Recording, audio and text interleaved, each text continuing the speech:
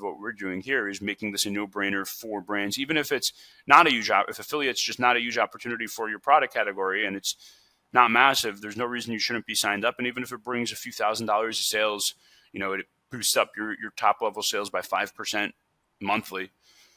It doesn't hurt. There's no risk here. You're not paying for a click. You're not paying for an impression. You're paying for a sale. You're literally buying sales with affiliate, which is a beautiful thing.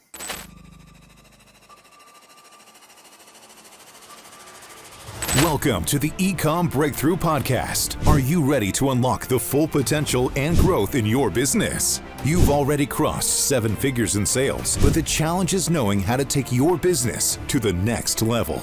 Join Josh Hadley, an 8-figure ecom business owner and investor, as he interviews highly successful business owners. Get ready, because you're going to learn specific actions you can take today to help your business reach its full potential and leave a lasting impact on the world. Welcome to the Ecom Breakthrough Podcast. I'm your host, Josh Hadley, where I interview the top business leaders in e-commerce. Past guests include Kevin King, Aaron Cordovez, and Michael E. Gerber, author of The E-Myth. Today, I am speaking with David Katz of Archer Affiliates, and we're going to be talking about how to create a no-brainer affiliate network to be able to propel your sales on Amazon even further. This episode is brought to you by Ecom Breakthrough, where I specialize in investing in and scaling 7-figure companies to 8 figures and beyond.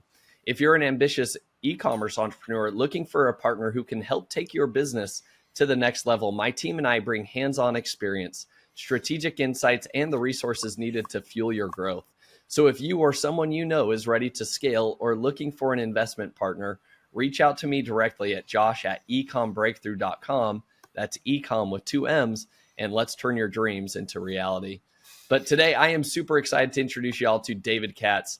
David was a former Amazon seller himself, and he had a hard time connecting with affiliates. Therefore, this roadblock inspired David to create Archer Affiliates, and he now connects Amazon sellers with influencers, publishers, and affiliates. With that introduction, welcome to the show, David. Hey, how's it going, Josh? Thanks for having me on, man. David, I'm super excited to have you on the show because, working with affiliates is something I'm actively working on right now. And I'd be very interested to kind of hear your journey as to, what inspired you to create Archer Affiliates. It sounds like you are already trying to do the same thing I'm doing now, which is, looking for affiliates, sending outside traffic to your Amazon listing. So give me a little bit more of the background of the genesis of Archer Affiliates. Sure. So the genesis of Archer Affiliates starts in 2021. It was about January of 2021. I was working with a hair products company. It actually wasn't my brand. I was doing a bunch of marketing consulting for that brand, and it was an Amazon focused brand. About, I would say, 60 to 70% of their sales and traffic was through Amazon. The rest was through retail and D2C. And what had happened was it was a pretty decent sized brand, 7-figure brand, doing pretty well. And one day we woke up and Amazon sales were through the roof, absolutely bonkers, like 10x what it was in a normal day. And it was still 9 a.m. Eastern time. And as us East Coasters know, Amazon reports sales with the Western time. So it was, or Pacific time. So it was pretty, something was up. Our sales were going through the roof. Nobody did anything. Nobody knew what was going on. We thought we had maybe some pricing error, pricing mistake, and people were buying us out. It was almost like panic, like this just doesn't make sense. After some digging and some research, what had happened was pretty remarkable and was the start of my affiliate journey, which is it was right after the movie Spider-Man had came out, and Marissa Tomei, who was Aunt May in Spider-Man, had done a video as a promotion for the movie with Vogue magazine. In the video, she was describing her beauty routine, her daily beauty routine, and she was going through it's probably 7 or 8 different products about what she uses in her daily beauty routine. Sure enough, one of those products was our little hair product that we're selling on Amazon, which happened totally organically, was super cool in and of itself, that she was using it. It was kind of wild, but the cool part that kind of translated into sales is all these outlets and media publications ran this story that said, hey, check out this $30 hair product that Marissa Tomei is using that will solve your hair problems, cover your hair, whatever it was. And there was like dozens of these articles across a whole bunch of mass media publications, InStyle, Vogue, BuzzFeed, Bustle. All these publications were running these articles promoting our product, and it was totally organic. And it was insane. We did a massive amount of sales in that 2 to 3 day period. From there, the brand recognized that there is this massive opportunity in general in terms of driving off Amazon traffic to Amazon. So we hired a PR firm. We invested a whole bunch in Google ads, working with publishers, sponsoring different newsletters, different in the beauty space, whatever it may be. Fundamentally, that kind of led to this big, a lot of work that I did in PR with media publishers and recognized the world of Amazon affiliate. So Amazon affiliate, or I should backtrack, what an affiliate means is someone who promotes a product essentially on a commission basis. They get paid an affiliate commission. And what I didn't know at the time and what I've since learned is that all these mass media companies, a massive chunk of their revenue is coming from affiliates. So CNN, BuzzFeed, Forbes, NBC, Hearst, they're writing these commerce articles promoting specific Amazon products or really any commerce product across the internet, sending traffic to a particular retailer and in turn earning a commission. Generally speaking, it was from the website or the Shopify site that they're sending traffic to. But in the case of Amazon, it was really interesting. In the case of Amazon, Amazon themselves was funding the commissions on any sales that a publisher or even an influencer was driving to Amazon as part of a program called the Amazon Associates Program. Now, as a seller, I had immediately recognized that I had no idea which publications were sending traffic to my listings, how much traffic they were sending, and most importantly, how to generate more of that traffic and really move the needle in terms of my sales and being able to work with some of these affiliates. And that's kind of where where Archer spun from. Archer is designed to solve the issue of the world of Amazon affiliates being completely siloed away from Amazon sellers, both of them totally not working together, and the opportunity that both sellers and affiliates have when they do work together. So obviously the first thing, and first and foremost, the most important thing that Archer is doing is enabling Amazon sellers to independently offer affiliate commissions to affiliates who can be anyone from micro influencers all the way to mass media publishers like CNN, BuzzFeed, Forbes that we're working with. And then even more fundamentally, really enabling these two parties to connect and build relationships. So sellers can communicate to potential affiliates when they're running a promotion, when a product might go out of stock, when a new product from the brand might be launched, whatever it may be, and really enabling both parties to start earning more revenue when it comes to Amazon. Awesome. I love that. Well, I love that it, spun out of like a huge opportunity that happened. And then as you continued down that rabbit hole, it opened up a whole new, revenue stream for you guys and traffic stream. And that's what I think is going to be, that's how you can create a moat around your business, right?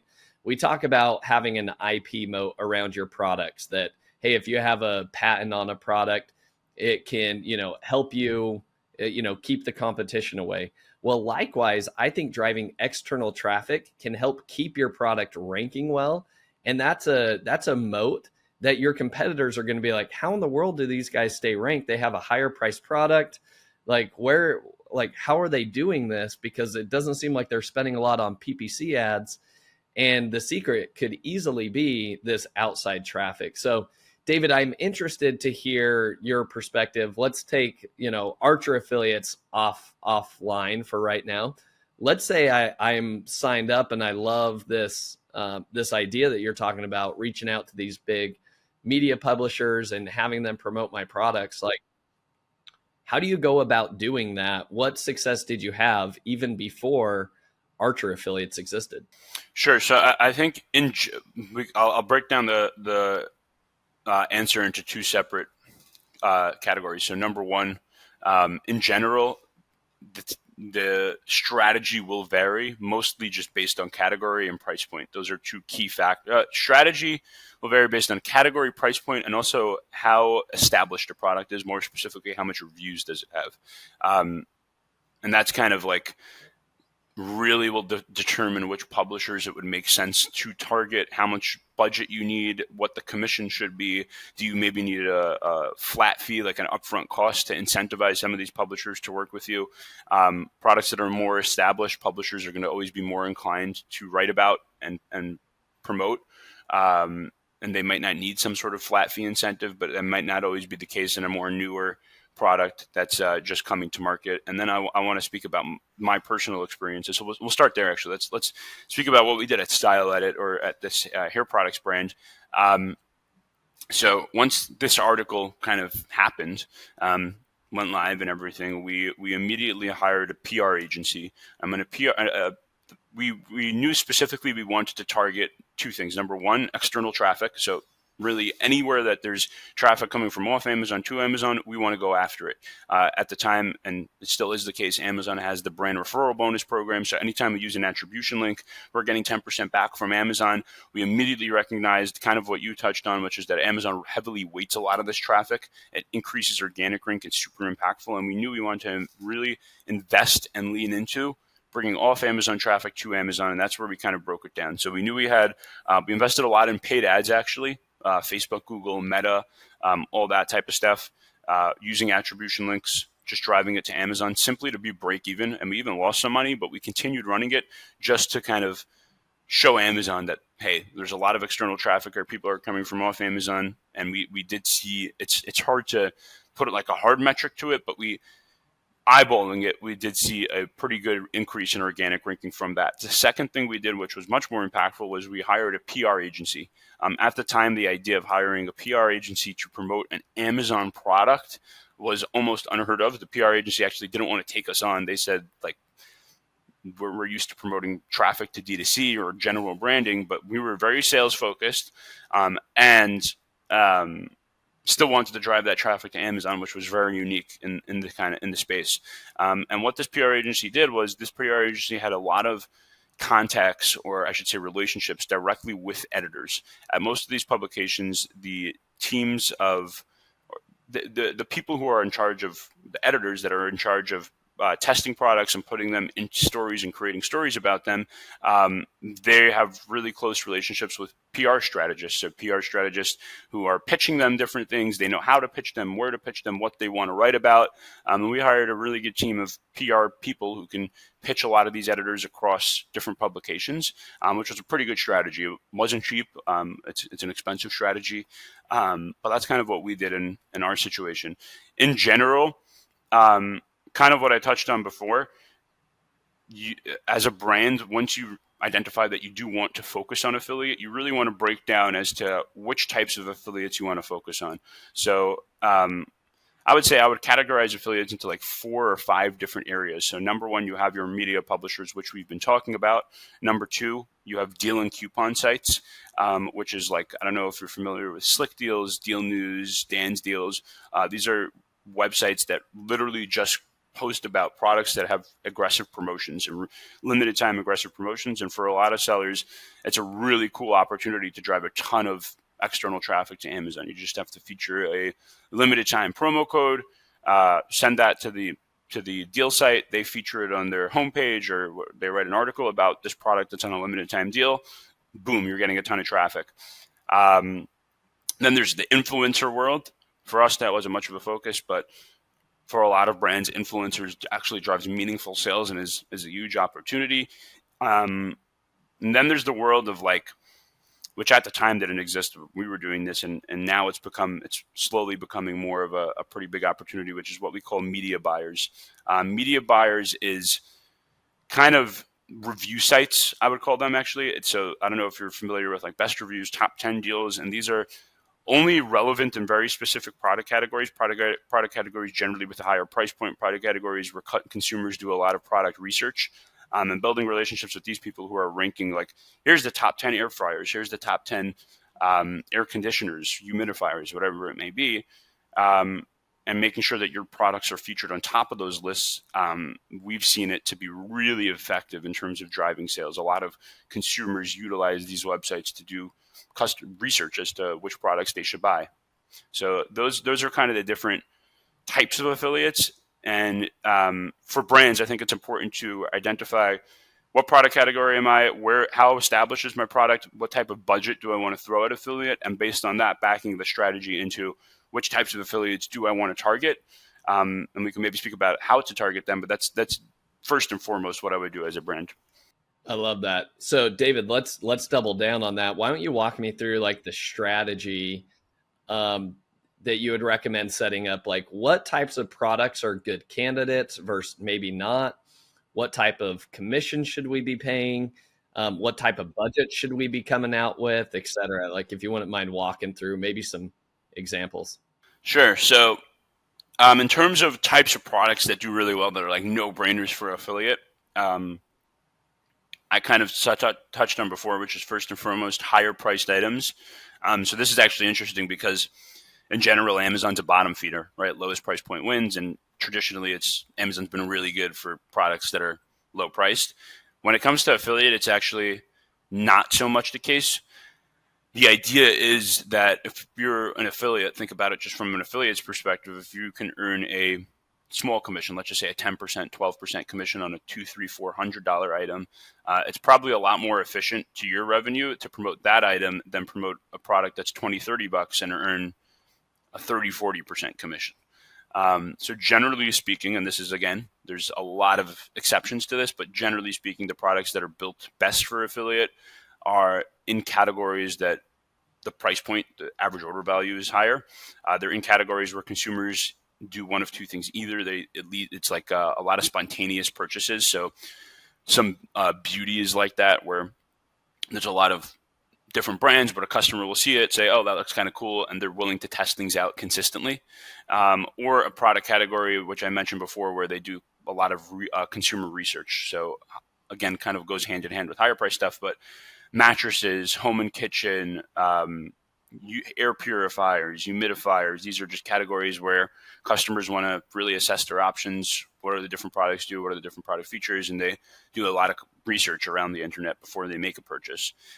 This other area where products do really well is products that have a high level of innovation. So we see this in a lot of tech stuff, even a lot of like seasonal items, and the reason for that is specifically in the area of media publishers need to write stuff that's interesting. And they focus on products that are innovative, products that are unique, products that have a cool kind of twist. Seasonal is obviously falls into that kind of same general discussion. Another area of, generally speaking, like home and kitchen do really well. That's probably our best category. Consumer electronics is probably up there. And then products that are aggressively priced within their category. So it doesn't necessarily have to be a low price, but products that are just a low price relative to their subcategories, I should say, do pretty well. And the final thing I would say is, generally speaking, affiliate is always going to have more success in products that are more established. So the opportunity for a brand that's ranked 1, 2, 3 in their subcategory is going to be much, much larger than the opportunities for a brand that's newly launched. And the reason for that is, it's kind of logic, which is, publishers, in order for all this to work, they're earning a commission on generated revenue, right? And they need to ensure that there's a conversion rate. There's no better way of, guessing that a conversion rate will be really high from a publisher's perspective, or expecting a high conversion rate, than by sending traffic to established brands, established products with a lot of reviews, products that are ranked really well. It's kind of a good indicator for a publisher that, hey, this product will convert if we send traffic there. So those are just off the top of my head some areas where we definitely see much more success consistently than with others.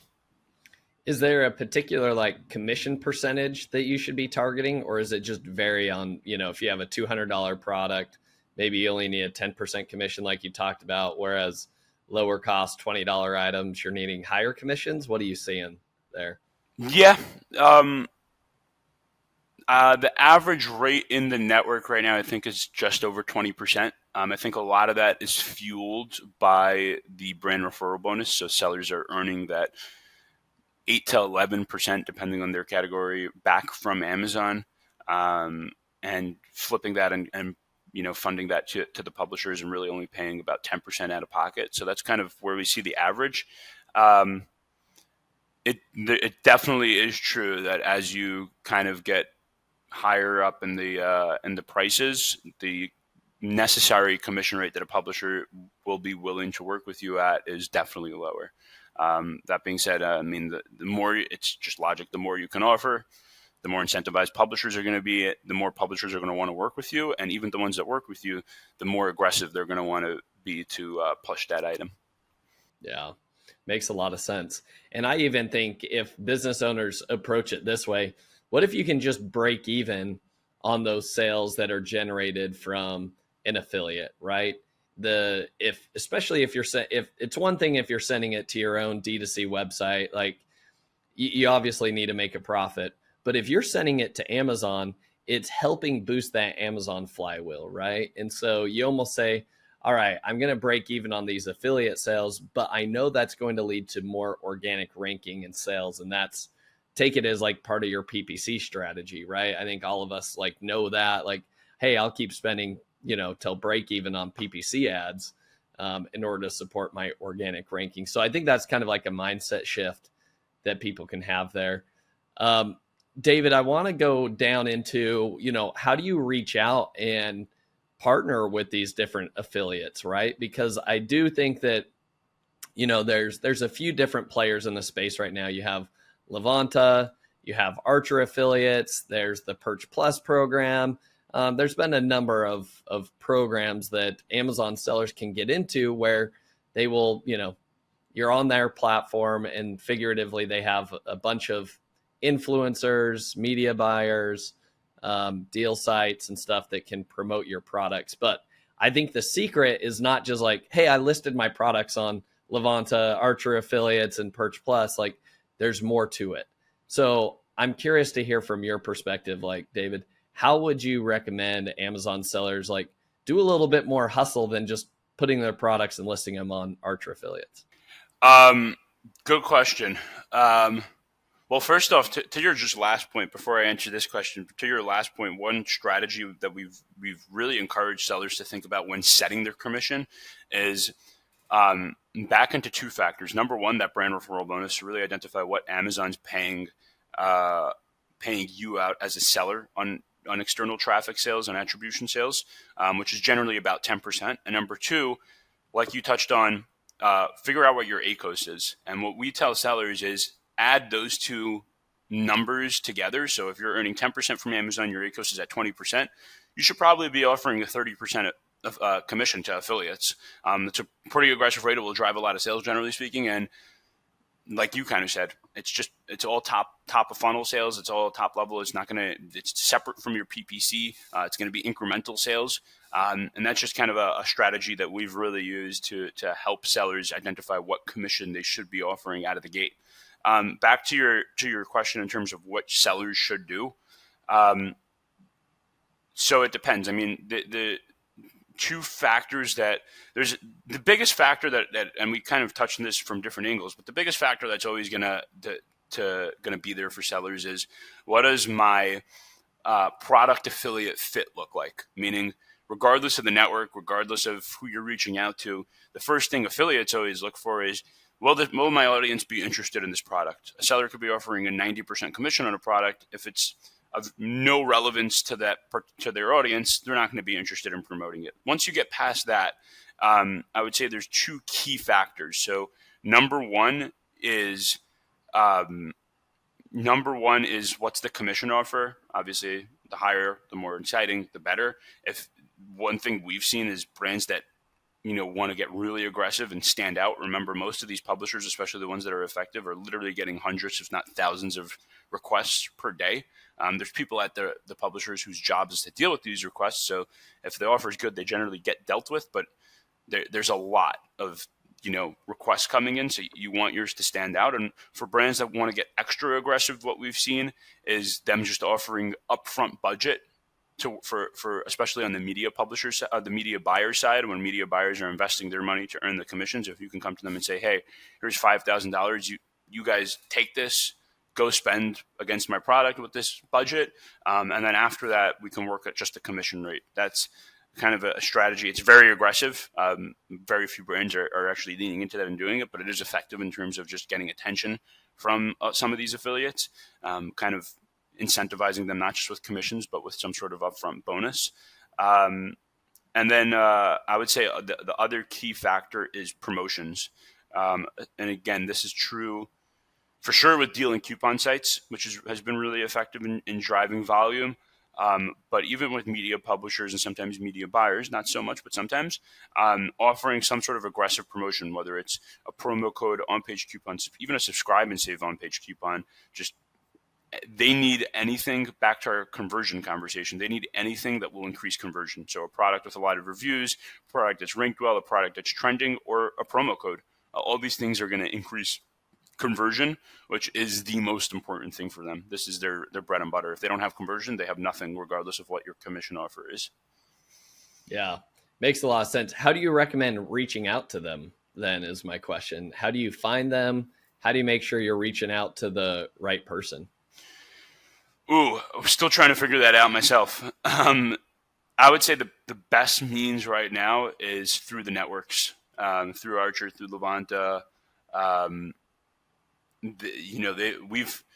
We've both, I think both of our companies have kind of done the dirty work in terms of really identifying who these people are and pitching them on attribution and whatnot. And I think from a brand's perspective, leaning into the work that's already been done is probably going to be the most effective. Generally, I mean, there's some cool stuff that we've done to, like especially with influencers, we've backed into, and brands can do this, where you kind of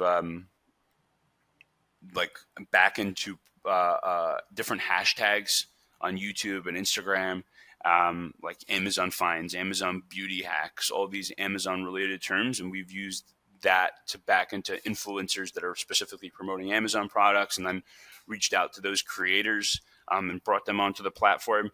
When it comes to media publishers, I think most of the opportunity, unless you're like a really large brand, most of the opportunity is going to be on a network. Like I mentioned before, these publishers are dealing with hundreds, if not thousands of requests, and they want to roll those requests together as much as possible and just create a lot less work for them. So by them working through a network, the advantage of a network is we can go to a USA Today and Us Weekly, any of these publishers, and say, hey, instead of, you're getting 1,000 requests from brands and them having to send you attribution links and then you having to go get the data and bill them for the sales, the advantage of a network is we're working with 3,000 brands. You can sign up to our network.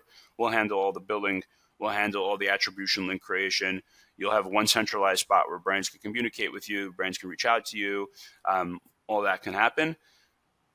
And generally speaking, that's the value add for publishers. So I would say that most of the time, there's exceptions, especially with some larger brands maybe, but most of the time, that's the value of a network, is that we make it really easy for brands to identify who the affiliates are that are promoting Amazon products, seamless way to reach out to them, and it makes it easier for the publisher by working through a network that they don't have to chase after you for money. They don't have to chase after you for data of like what an attribution link did, how it performed, and all that. Yeah. So is there a way that you can reach out and contact these bigger publishers like USA Today through Archer affiliates then to try to get at least awareness of your brand? Because I think the great thing, like you said, is like you guys have already kind of brought on a bunch of influencers. You've brought on a bunch of media publishers. That's great. But now I'm swimming amongst 3,000 other brands that are on the platform. How do I make sure I actually get attention or my products get seen? Or if I'm running a specific deal, how can I get that in front of BuzzFeed or something like that? Good question. So on the Archer platform, the way we've built the network, and this is different than most traditional networks, but the way we've built the network is that the publishers are the ones that have to take initiation to reach out to you. So they have to request a product sample. They have to request a promo code. Once they do that, or if they create a link, then you as a brand have the ability to connect with them and communicate with them. Some other networks are different, but that's kind of how we built our network. The way to get in front of them, I would say, if that doesn't happen, is create that promo code. Promo codes in general are the best way in terms of like popping a product up in our portal where publishers do product discovery and identify products that they want to promote. So that's been the most effective strategy, I would say, at making sure that publishers see the product. All right. So you recommend, if you're on Archer affiliates, create promo codes for your products, and there's something in your algorithm that pushes Absolutely. those up to the top then? Exactly. Okay. What else? Anything else that High I commissions. myself can do? High Higher commissions. Yeah. And then seasonal stuff. Anything, if you have products that are centered around seasonal stuff, holidays, seasons like summer, winter, those we tend to, bump to the top as well. Do you recommend like adding the seasonal products like when it comes close to that time of year? Is there something of like newness to the platform? Like what if I upload a Christmas card back in, October of last year? Is that Christmas card going to be seen again this coming year? Or do I have to like remove it, put it back up? No, you don't have to remove it, put it back up. It definitely gets seen.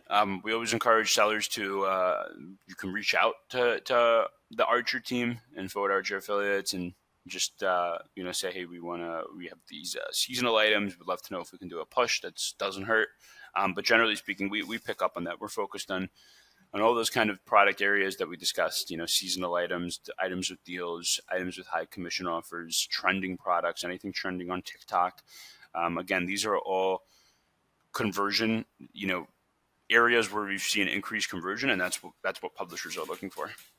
Yeah. No, makes a lot of sense.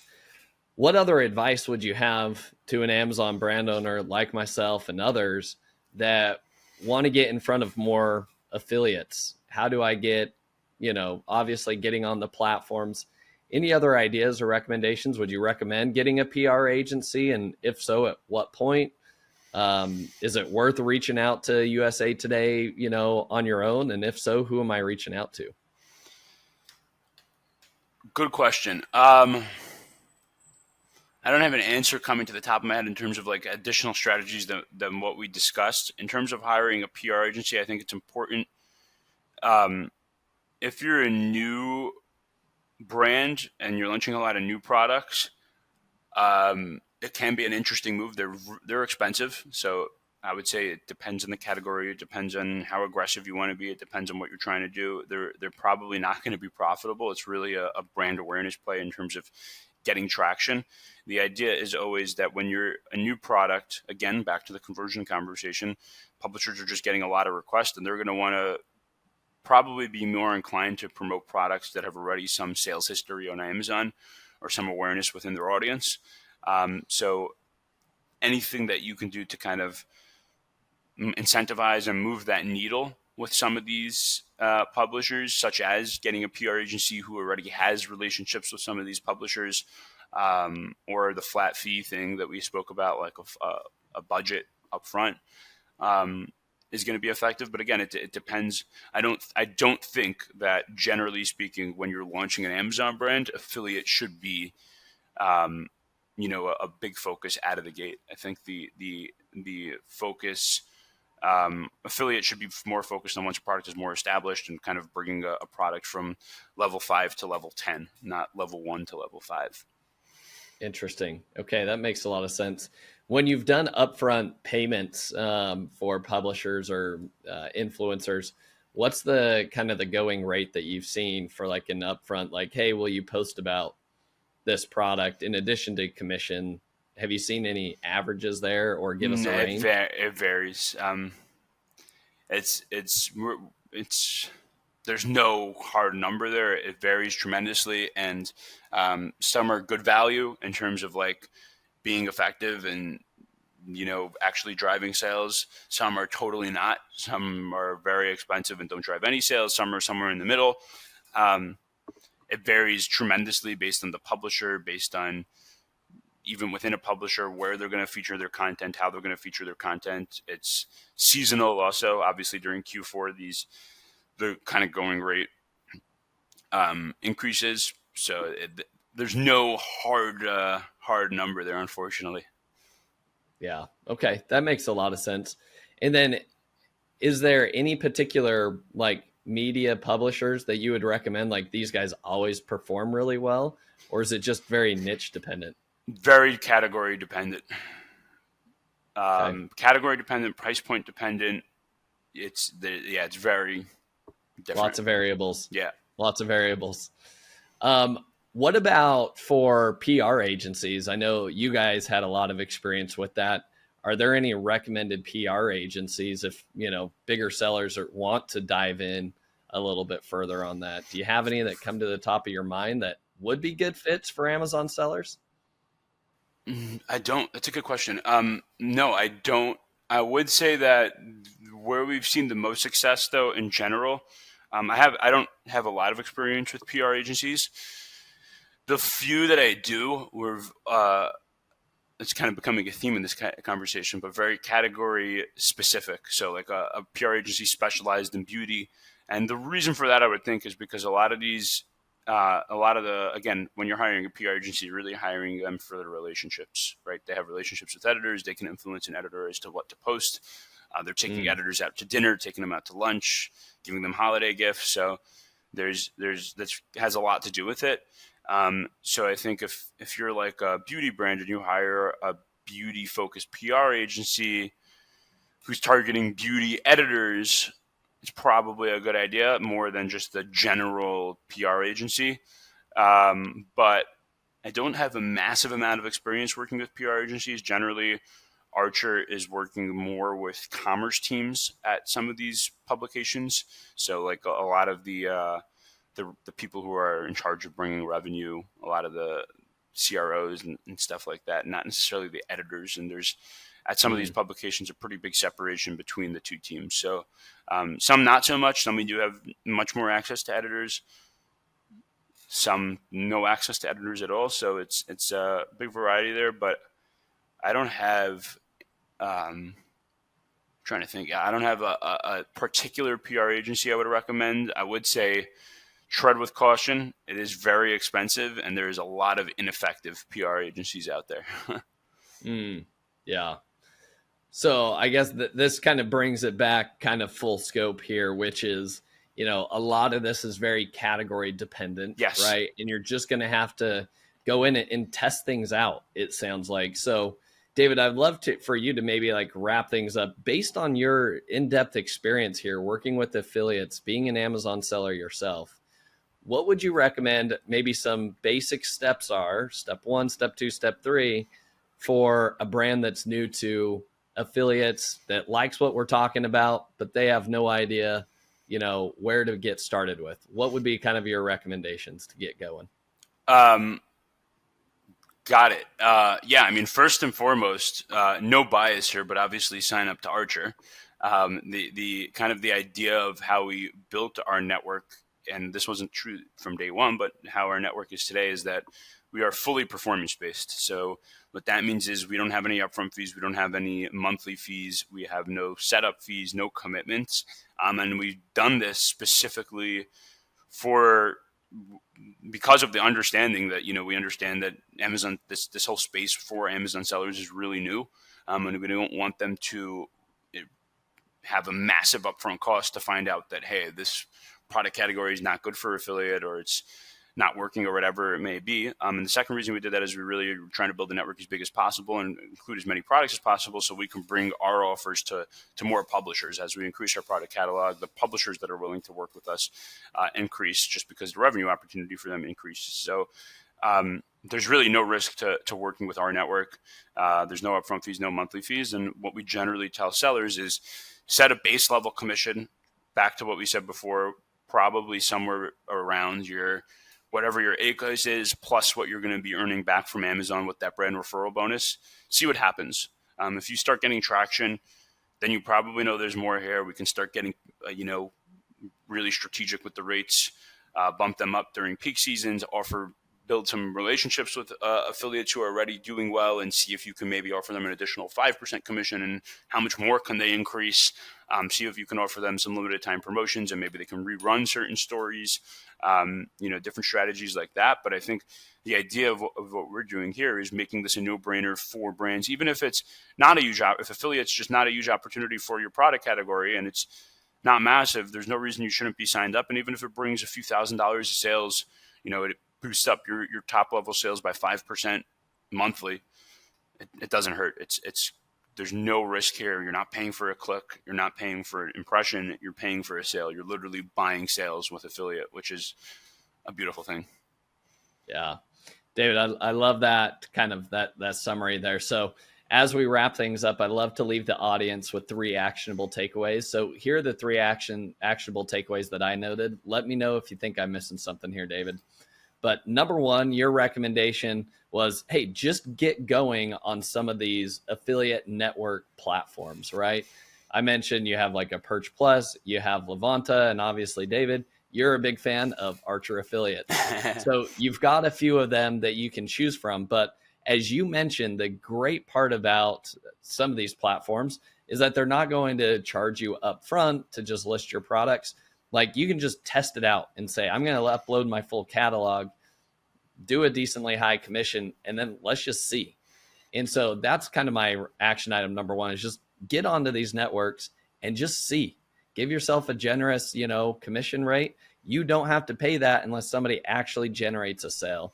And the nice part about this too, I think, is that you're already doing all the technical aspects of pulling somebody's brand attribution link.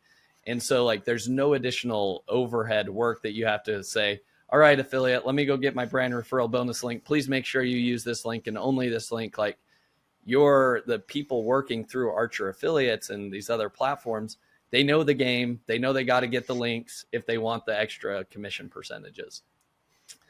Action item number 2 is once you start to see if somebody starts generating sales or they request samples or they're requesting promo codes, that's your time to open up those conversations. And my recommendation is to double down on those relationships. Build a true relationship with these media publishers or these influencers, whoever's, wanting to pitch your products. Like, don't just see this as like, oh, that everything's going to be handled by the platform. I promise you the people that will win at the end of the day are going to be the people that put forth the extra effort to actually maybe take that conversation offline, jump on a phone call with them and say, hey, what else can we do to further this relationship? I've got new product launches. Can I get maybe something custom made for you guys? What fits, your audience? So that's action item number 2. And our final third action item is, if you have the extra funds and you really want to go all in on this strategy, I think testing out a media or a PR agency to really double down on things. I mean, that's kind of where you got started, David, was like, Yep. You saw the success of an affiliate. You're like, how do we do more of this? Let's get an agency. Now, it's not going to be cheap, as you mentioned, but I think the juice can be worth the squeeze. And I do believe that this can become a strong defensive moat around a product that might not have a lot of IP protection. This can be your brand defense to maintain your ranking, even though you have a lot of cheap overseas competitors trying to compete with you. So, David, anything else that you feel like I missed here? That was awesome. That was spot on. I have one question for you, Josh, which is, I mean, your brand has been on our network for quite some time, and it seems like you've been doing a bunch of different stuff in affiliate. So, I mean, any strategies or touch points that we missed, or tips that we missed, which you've seen success with your brand in terms of affiliate and connecting with some of these creators? Yeah, I think my biggest thing is like we give out, anybody that requests a sample gets a sample. And that has kind of been our mantra, even though like what's funny is like some of the micro influencers, even the ones that were like, I don't know if it fits your audience or your vibe very well. Those are the ones that actually end up creating like a viral video or a viral post about the product. And it's like, well, I wouldn't have ever pegged that. And so I think that's the hard game about these is like, you can't be overly, you can't have a set amount of criteria that's like, you have to have X followers. You have to have, this type of vibe. I mean, audience does make a difference. Like somebody that's talking about, I don't know, automotive parts, probably not a good, product market fit. So there's kind of low level things, but they're probably also not going to request a sample. So my biggest recommendation definitely stems from like anybody that wants a sample, I'll give you a sample. It's interesting. I know one thing I'm starting to see as a trend, both when you give that summary and now your answer is, and in hindsight, this I think has been true across the network, is most of the brands that are successful are not overthinking the strategy, really just throwing a bunch of shit at the wall, like you kind of said. Just list your products, set up the commissions, and then see what happens, see what works, and just lean into that. Send everyone a sample. Go like this whole space is really so new, and it's very unclear what's working, where the full opportunity is, or what the full opportunity is. It's just clearly something's here. Kind of go widespread with their approach, get something set up, and slowly like throw shit at the wall, see what works, see what sticks, and then back into that as a real strategy. Yeah. No, I love that idea. So that would be, those are some great takeaways. Love that strategy, even though it's a strategy of just see what sticks and then double down on exactly. it. So that's great. David, for the final 3 questions of the podcast, what has been the most influential book that you've read and why? Ooh, good question. So not much of a reader. I would say 2 books that stand out. Jordan Peterson has had a huge impact on my life. I know this sounds like a cliche 20-year-old, but what are you going to do? 12 rules for life and 12 more rules for life definitely had a huge impact on my life.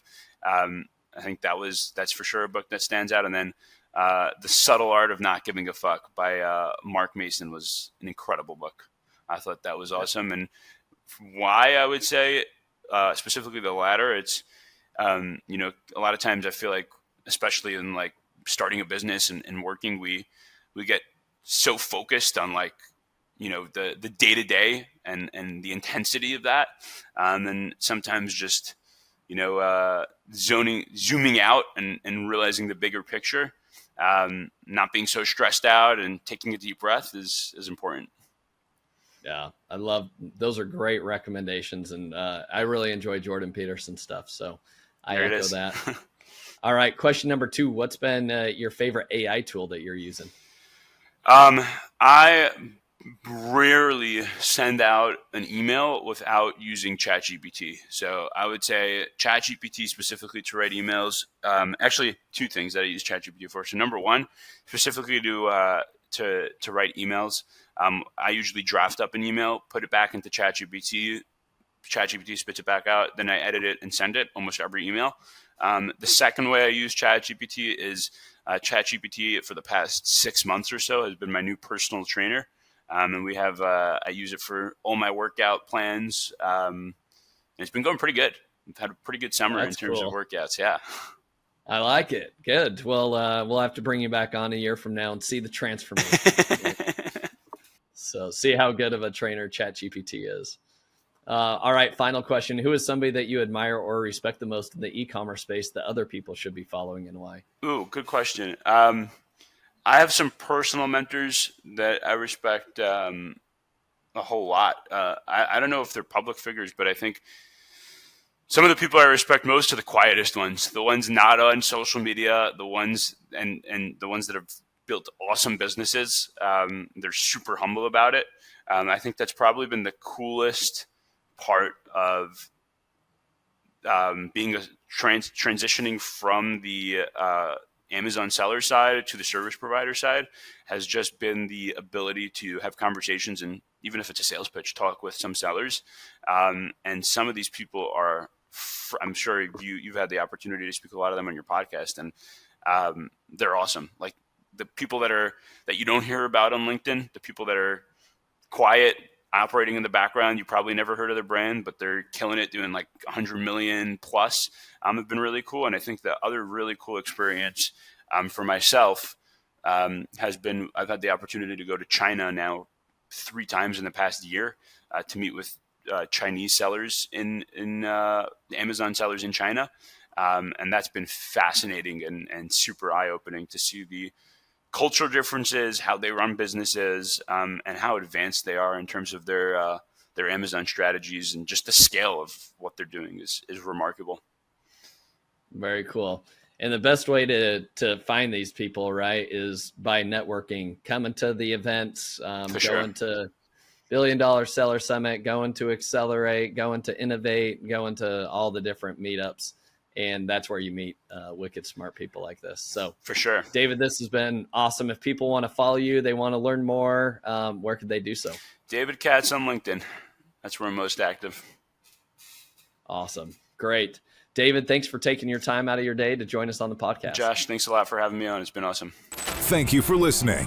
Visit ecombreakthrough.com for more information. If you've enjoyed today's episode, the best way you can show your appreciation is by clicking the subscribe button and quickly leaving a review. See you again next time.